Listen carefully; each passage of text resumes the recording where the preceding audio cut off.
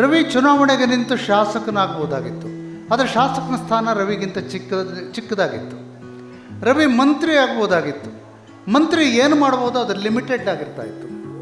ರವಿಗೆ ಅದೆಲ್ಲದಕ್ಕಿಂತ ದೊಡ್ಡದಾದಂಥ ಸಾವಿರ ಕನಸುಗಳಿದೆ. ಆ 1000 ಕನಸುಗಳ ಪೈಕಿ ಇವತ್ತು ಒಂದು ಸತ್ಯ ಆಗ್ತಾ ಇರೋ ಕನಸು ಅಂತಂದರೆ, ನಾಳಿನ ಜಗತ್ತಿಗೆ ನನ್ನ ಮಕ್ಕಳನ್ನು ಹೇಗೆ ತಯಾರು ಮಾಡೋದು ಅನ್ನೋಂಥ ಒಂದು ರವಿಯ ಕನಸಿತ್ತು. ನಾವೆಲ್ಲ ನೆನ್ನೆಯ ಜಗತ್ತಿಗೆ, ಇಂದಿನ ಜಗತ್ತಿಗೆ ತಯಾರು ಮಾಡ್ತಾ ಇರ್ತೀವಿ ಮಕ್ಕಳನ್ನು, ಇವ್ರನ್ನ ನಾಳಿನ ಜಗತ್ತಿಗೆ ಹೇಗೆ ತಯಾರು ಮಾಡೋದು.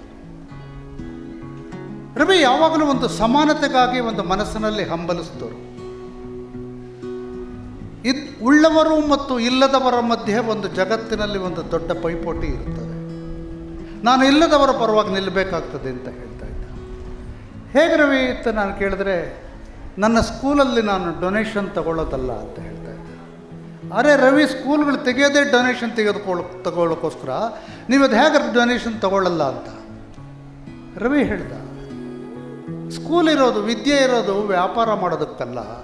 ವಿದ್ಯೆ ಇರೋದು ಮನಸ್ಸನ್ನು ಅರಳಿಸೋದಕ್ಕೆ, ಒಳಲೋಕವನ್ನು ಅರಳಿಸೋದಕ್ಕೆ, ಹೊರಲೋಕವನ್ನು ಅರಳಿಸೋದಕ್ಕೆ.